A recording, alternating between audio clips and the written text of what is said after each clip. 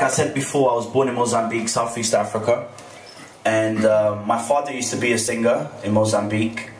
At the time that I fled the civil war, it should have been a time of happiness because Mozambique had just gained its independence, but unfortunately there was two political parties that were fighting each other, and that led to a war that lasted 16 years.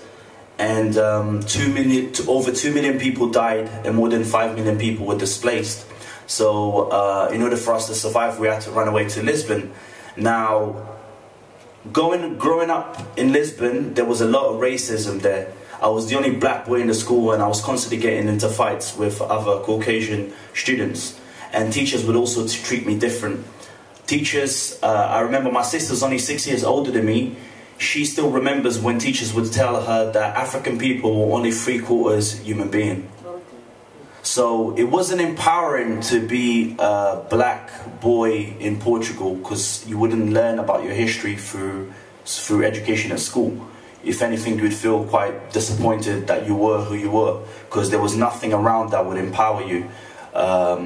Until hip-hop came into to Portugal. I remember in the late 80s, for once in my life, I saw people who looked like me and they were very proud of who they were.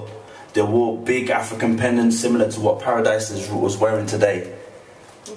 Okay, so they wore these big pendants and had fists in the air. I couldn't understand a word they were saying because they were rapping in English. But for me, I could feed off their energy and I could bounce off that and I could understand that it was positive.